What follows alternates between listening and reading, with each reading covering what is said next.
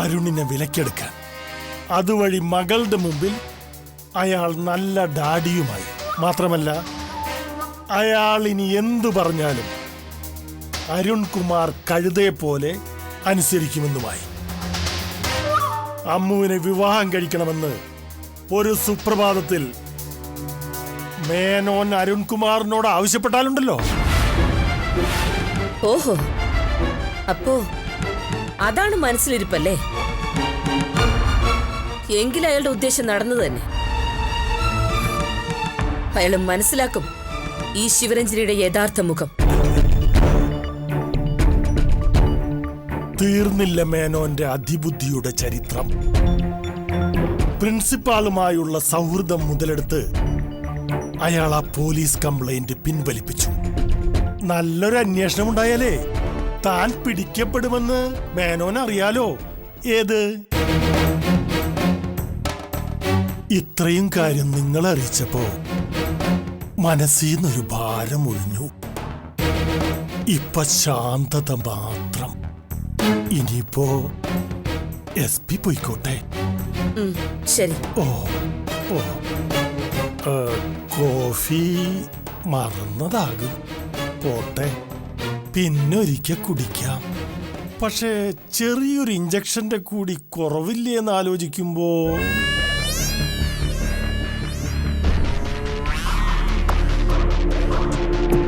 Madam. എന്താ? നിങ്ങളുടെ പൊന്നുമോൾ അമ്മു, അവളെ നിങ്ങൾ വളരെ ശ്രദ്ധിക്കണം. അല്ലെങ്കിൽ അവൾ കൈവിട്ടു പോകും. അവളെ വെച്ച് നിങ്ങളോടുള്ള പക തീർക്കുക മേനോൻ. അത് മറക്കണ്ട. ഏറ്റു. ലാസ്റ്റ് ഇഞ്ചക്ഷൻ ഏറ്റു. എന്റെ ദൈവമേ, എന്റെ ഒരു കാര്യം. ഇത്രയും വൃത്തികെട്ടവനായി നീ എന്നെ സൃഷ്ടിച്ചു കളഞ്ഞല്ലോ.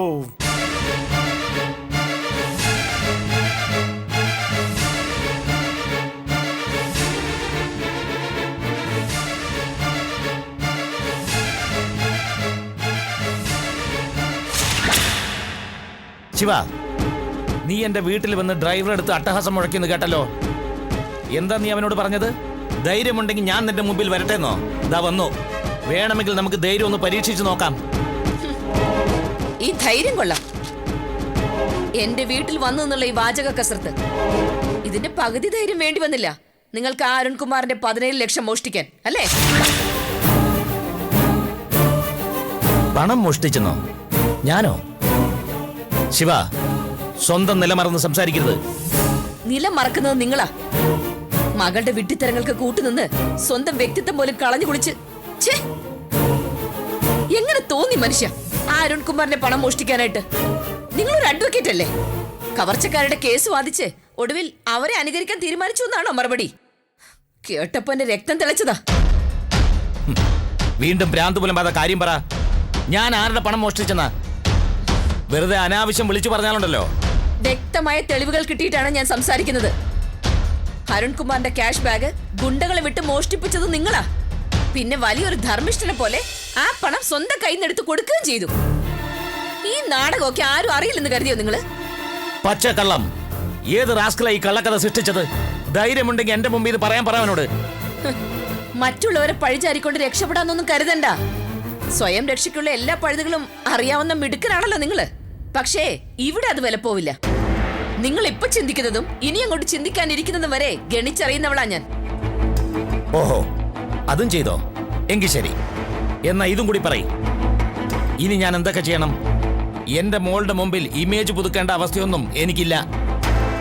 പിന്നെ പറയാം. അരുൺകുമാറിനെ നിങ്ങൾക്ക് വിലക്ക് വാങ്ങണം. എന്നിട്ട് അമ്മൂനെ അയാൾക്ക് വിവാഹം ചെയ്തു കൊടുക്കണം. അതിനുള്ള ആദ്യത്തെ സ്റ്റെപ്പാണ് നിങ്ങൾ ഈ എടുത്തത്.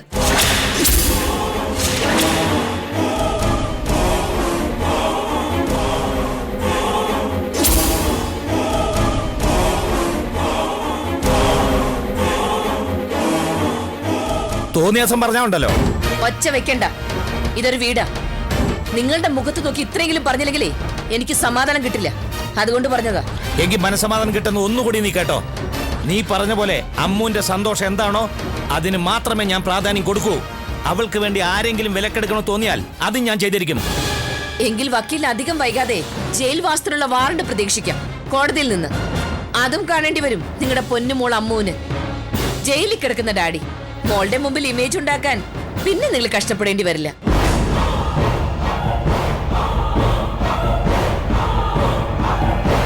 നിന്നോടൊക്കെ ഇതിന് മറുപടി പറയാൻ മാത്രം ഞാൻ അത്ര തരം താഴ്ന്നിട്ടില്ല. അതുകൊണ്ടേ തൽക്കാലം ഞാൻ പോവാ. നമുക്ക് വീണ്ടും കാണാം. ബൈ.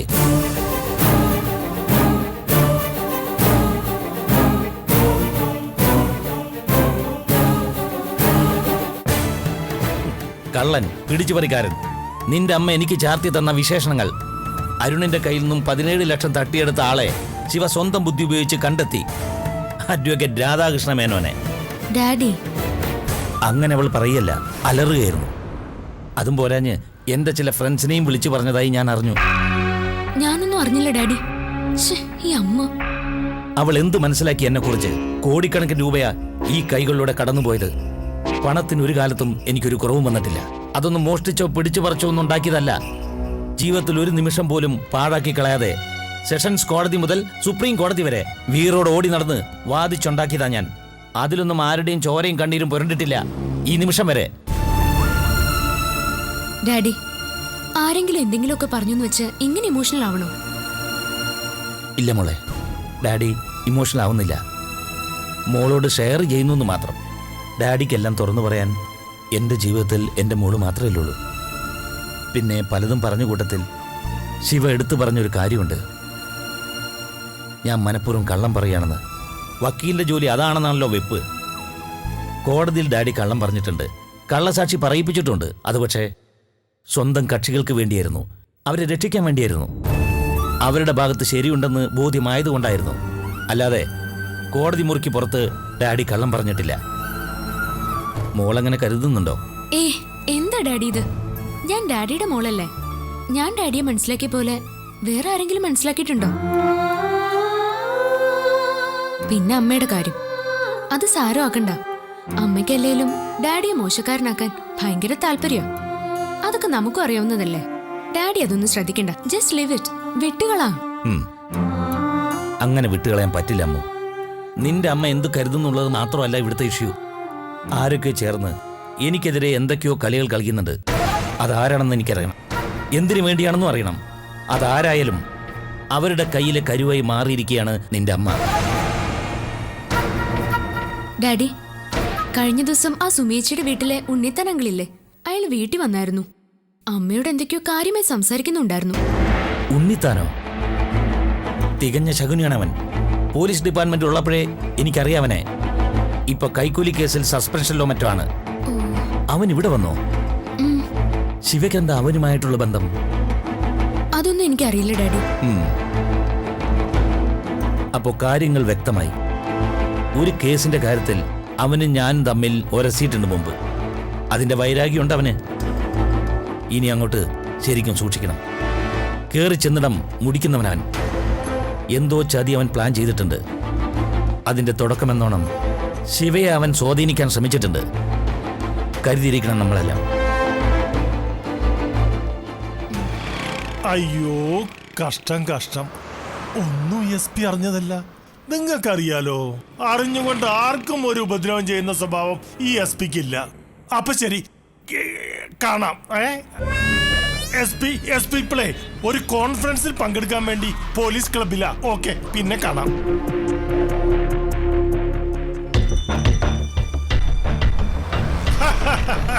ഈ SP ഉണ്ണിത്താന്റെ അടുത്ത ലെവന്റെ ഒരു കളി.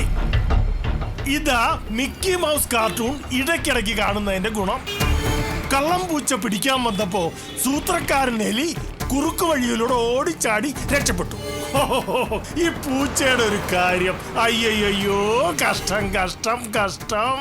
ഇനി ഏത് കുറുക്കു വഴിയാ റാസ്കൽ നിനക്കുള്ളത്? അയ്യോ, ഇതാരും നാരായണൻകുട്ടിയോ?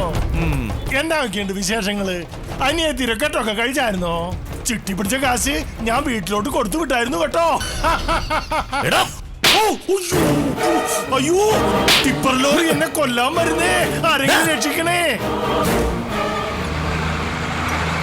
UP സ്കൂളിൽ പഠിക്കുമ്പോഴേ ഓട്ട മത്സരത്തിന് എന്നും ഫസ്റ്റ് അടിച്ച് സോപ്പ് പെട്ടി സമ്മാനം മേടിക്കുന്നത് ഈ SP ആ. എന്നോടാ കളി.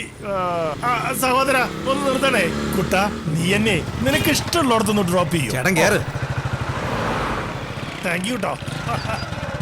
ഓ പതുക്കെ പോയാ മതി. ഓ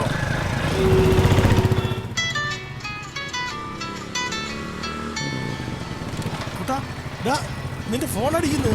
എടുക്കണേ കുട്ടാ, എടുക്ക് പോലെ. എടുക്കാം. ആ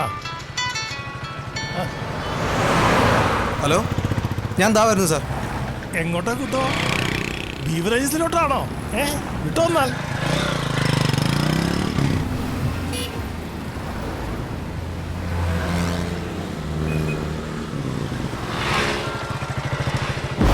അയ്യോ വീണ്ടും മേനോൻ. ഞാനുണ്ടല്ലോ. മേനോൻ സാറേ, എന്നൊക്കെയുണ്ട് വിശേഷങ്ങള്? കണ്ടിട്ട് ഒത്തിരി ആയല്ലോ. ബ്ലഡി റാസ്കൽ, ഏ? ഓ, വീണ്ടും എന്റെ മുമ്പിൽ ചാടാൻ നിനക്ക് എങ്ങനെ ധൈര്യം വന്നടാ? അഡ്വക്കേറ്റ് മേനോൻ ആരാണെന്ന് നല്ലവണ്ണം അറിയാലോ നിനക്ക്. പിന്നെ അറിയാം. നീ ഇത്തവണ എന്റെ കുടുംബത്തിൽ കയറി കളിച്ചു തുടങ്ങിയല്ലടാ. നിർത്തിക്കോ, ഇതോടെ നീ നിർത്തിക്കൊള്ളണം. ഇല്ലെങ്കിൽ ജീവിച്ചു പോയില്ല ഉണ്ണിത്താനെ നീ. നിർത്തി, ദേ ഇതോടെ നിർത്തി. അയ്യോ മേനോൻ സാറേ, തല്ലരുത്. കിഡ്നിക്ക് കംപ്ലൈന്റ് ഉള്ള ആളാ. മുന്നിലെ പല്ല് രണ്ടും വെപ്പാ. ഓ, കഴിഞ്ഞ മാസം ഒരു ഗൾഫുകാരൻ അടിച്ചു തെറിപ്പിച്ചതാ. ഇനി ഞാൻ നല്ല നടപ്പി കഴിഞ്ഞോളാം. മേനോൻ സാറാണ് സത്യം. മര്യാദക്ക് നടന്നോളണം. അടങ്ങി ഒതുങ്ങി. അയ്യോ സാർ വീട്ടിലോട്ട് ചെന്നട്ടെ. എടാ വിഷപ്പാമ്പിനെയാ നീ നോവിച്ചത്, ഓർത്തോ? ഡാ, അയ്യോ ഒന്നുമില്ലേ.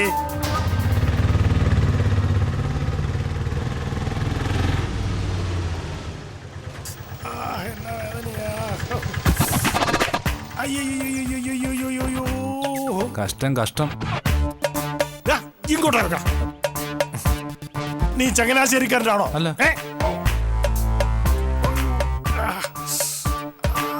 അടി തെറ്റിയില്ല. ഏത് പോലീസുകാരന്റെ അവസ്ഥ ഇതാ? സത്യം പറടാ, നീ ചങ്ങനാശ്ശേരിയിലുള്ളതല്ലേ? ഞാൻ സസ്പെൻഷനിലായ പോലീസുകാരനാണെന്നും എനിക്ക് അടി കിട്ടിയിട്ടുള്ള കാര്യം മറിഞ്ഞുകൊണ്ടുമല്ലേ നിന്റെ ഈ ഡയലോഗ്? എന്റെ സാറ്, ഞാൻ ഇപ്പോഴേ അറിഞ്ഞ. ഞാൻ ജീവിക്കാൻ വേണ്ടി പാടുപെടുന്ന ഒരു പാവാ. സാറിന്റെ ചരിത്രം അന്വേഷിക്കാൻ എനിക്ക് സമയമില്ല. കാശ് പോടാ.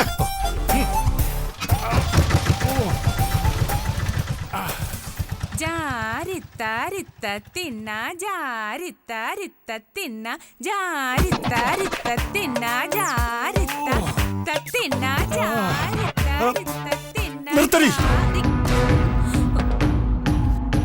മനുഷ്യന് ഇവിടെ വേദന നിന്ന് നിൽക്കുമ്പോഴാ അവളുടെ ഒരു ഡാൻസും കൂത്തും. അയ്യോ ഇതെന്നാ നീയടക്കം എല്ലാവരും ഒരു കാര്യം മനസ്സിലാക്കിക്കോ. ഈ ഉണ്ണിത്താനോട് കളിക്കാമെന്നവരാരും പിന്നെ സുഖമായിട്ട് ജീവിച്ചിട്ടില്ല. ആ മേനോൻ അയാളിനി അനുഭവിക്കാൻ പോകുന്നതേ ഉള്ളൂ. പോലീസ് മുറയൊന്നും ഞാൻ മറന്നിട്ടില്ല. നഖത്തിന്റെ ഇടയിലേ മുട്ടുസൂചി കയറ്റും ഞാൻ, മുട്ടുസൂചി. പിന്നെ ബെഞ്ചുമലിങ്ങനെ കെടുത്തിട്ടേ മുട്ടിന് താഴെ ഒലക്ക വെച്ചിട്ട് ഇങ്ങനെ ഉരുട്ടും ഞാൻ, ഉരുട്ടും. അയ്യോ എന്റെ കാലേ മുട്ടേ. എന്തു പറ്റി? മാറി നിൽക്കണി വൃത്തിയായിട്ടോളെ. ഇനിയെങ്കിലും അടങ്ങി ഒതുങ്ങി ഇവിടെ നിന്നൂടെ മനുഷ്യ? നാട്ടുകാര് നിങ്ങളെ തല്ലിക്കൊല്ലുന്നത് കണ്ടു നിൽക്കാനുള്ള ശക്തി ഇല്ലാത്തതുകൊണ്ട് പറഞ്ഞു പോകുന്നതാ. ഒരുത്തനും എന്നെ ഒന്നും ചെയ്യില്ല. പിന്നെ ഇതൊക്കെ അങ്ങോട്ട് ക്ഷമിച്ചേക്കാം. അംഗങ്ങൾ ഒരുപാട് കണ്ടവനാ ഉണ്ണിത്താൻ. അംഗം വെട്ടി ചാകുന്നതിലല്ല, അതാസൂത്രണം ചെയ്ത് വിജയിപ്പിക്കുന്നതിലാണ് ഉണ്ണിത്താന്റെ യുദ്ധതന്ത്രം. നീ നോക്കിക്കോ. ആ മേനോൻ ഇനി അയാൾക്ക് നല്ല കാലം തുടങ്ങാൻ പോവുക. നശിപ്പിക്കാൻ വന്നവനാ ഞാൻ. സർവനാശം കണ്ടേ ഞാൻ അടങ്ങൂ. ഇങ്ങോട്ട് എന്നെ എടുത്താ കട്ടിലോട്ട് കെടുത്ത് ചെല്ല്. പതുക്കെ പതുക്കെ. ഓ അഡ്വക്കേറ്റ് രാധാകൃഷ്ണ മേനോൻ. ജീവിതത്തിൽ ഒരിക്കലും ആ പേരിനി ഉച്ചരിക്കരുതെന്ന് തീരുമാനിച്ചിരുന്നവളാ ഞാൻ. പക്ഷെ ഇപ്പോഴെങ്ങനെ പറയാതിരിക്കും? അത്രയ്ക്ക് തോന്നിയോസങ്ങളാ അയാൾ ചെയ്തുകൊണ്ടിരിക്കുന്നത്. പാവ ഉണ്ണിത്ത തെരുവ് കൊണ്ടേ പോലെയല്ലേ നിന്റെ ഡാഡി അയാളെ തല്ലിച്ചതച്ചത്? അതിന് മാത്രം എന്ത് തെറ്റാ ഉണ്ണിത്താൻ ചെയ്തത്? നിന്റെ ഡാഡിയുടെ കള്ളത്തരങ്ങൾ എന്നോട് വെളിപ്പെടുത്തിയതോ അതോ അയാളുടെ മുഖം മൂടി വലിച്ചു കീറി തനി സ്വരൂപം കാണിച്ചു തന്നതോ? ഡാഡി അങ്ങനെ ചെയ്തിട്ടുണ്ടെങ്കിൽ അതിന് കൃത്യമായിട്ടുള്ള കാരണവും കാണും. മിണ്ടിപ്പോരുത് നീ. ഒരു ഡാഡിയും മോളും. എനിക്കറിയാടി, നീ എന്നും അയാളുടെ സൈഡാ. പക്ഷെ ഒന്ന് നീ ഓർത്തോ, അയാൾ നിന്റെ ജീവിതം വെച്ച ഇപ്പൊ കളിച്ചോണ്ടിരിക്കുന്നത്. നിനക്കത് അറിയില്ല. എനിക്കറിയാം എന്റെ ഡാഡിയെ. ഓ, അറിയാം. നിനക്കൊന്നും അറിയില്ല അമ്മു. അയാളെ കുറിച്ച് നിനക്കൊന്നും അറിയില്ല. എന്തിന്? അയാളുടെ ഭാര്യയായ ഞാൻ പോലും ഏറെ വൈകിയ അയാളുടെ തനിനിറം മനസ്സിലാക്കിയത്. വലിയ ക്രിമിനൽ ലോയറാണ് പോലും. ക്രിമിനൽ ലോയർ അല്ല, ക്രിമിനലാണ് അയാള്. Dotty criminal. വല്ലവരുടെ കാശും തട്ടിയെടുത്ത് ഒരു സാധുവിനെ തല്ലിച്ചതച്ച് നെളിഞ്ഞു നടക്കല്ലേ? ഓ, ഇങ്ങനെ ഒരാളുടെ കൂടെയാണല്ലേ ഞാൻ കുറെ കാലം ഭാര്യയായി കഴിഞ്ഞെന്ന് ഓർക്കുമ്പോ തൊലി ഉരിഞ്ഞു പോവുക. ഡിവോഴ്സ് ആയപ്പോ എന്നേക്കുമായി അയാളുടെ ഉപദ്രവം ഒഴിഞ്ഞെന്ന് കരുതി ആശ്വസിച്ചിരിക്കായിരുന്നു. എവിടെ? അയാൾ കാരണം തല ഉയർത്തി നടക്കാൻ പറ്റുന്നില്ല. ഓ, ഇങ്ങനെയുള്ളവന്മാരൊന്നും ദൈവത്തിന് പോലും വേണ്ടല്ലോ എന്ന് ഓർക്കുമ്പോഴാ. അമ്മേ, എന്താടി അവളുടെ ഒരു അമ്മ?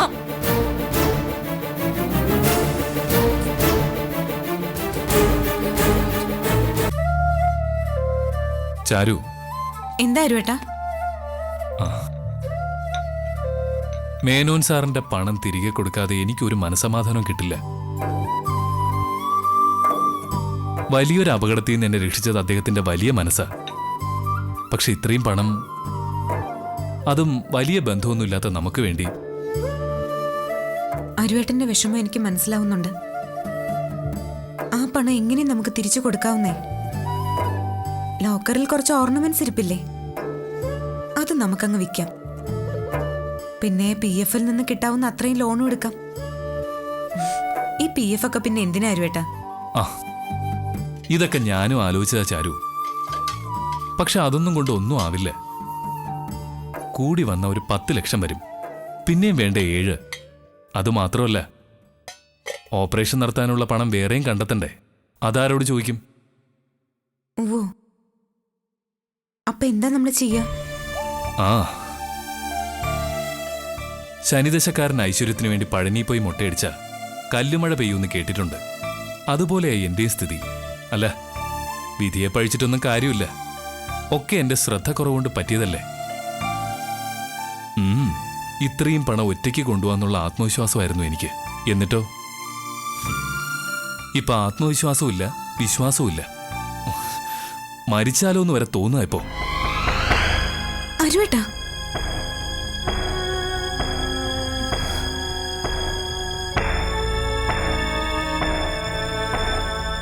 ഇതാണോ അരുവേട്ടാ ജീവിതത്തിലെ ഏറ്റവും വലിയ ട്രാജഡി? അതും നമ്മളെ സംബന്ധിച്ച്. ആയുസോടെ ഇരുന്നാൽ ലക്ഷങ്ങളോ കോടികളോ ഒക്കെ സമ്പാദിക്കാം. പക്ഷെ കോടികൾ കൊടുത്താലും ഒരു ദിവസത്തേക്ക്, വെറും ഒരു ദിവസത്തേക്കെങ്കിലും ആയുസ് നീട്ടിക്കിട്ടോ? ഏത് സമ്പത്തിനേക്കാളും വലുതല്ലേ അരുവേട്ട പ്രാണൻ?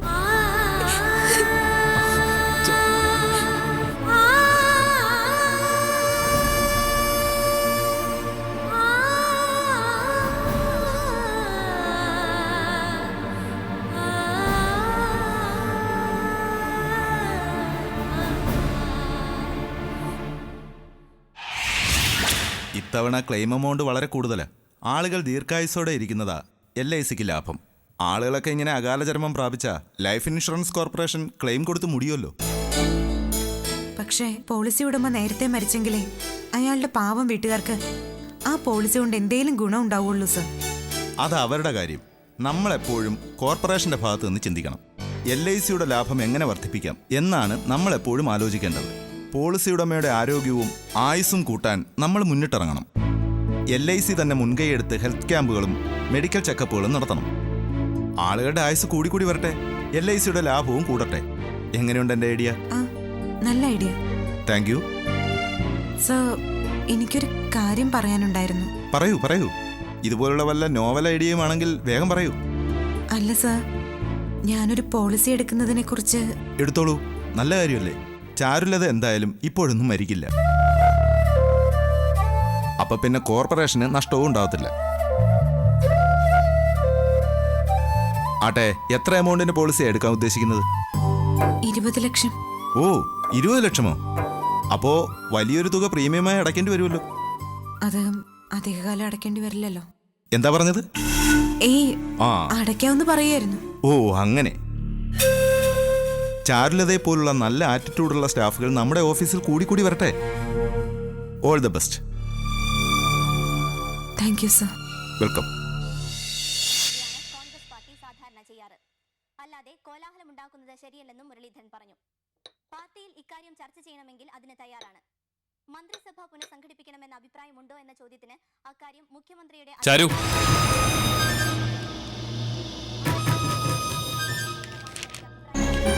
എന്താ ഇത്?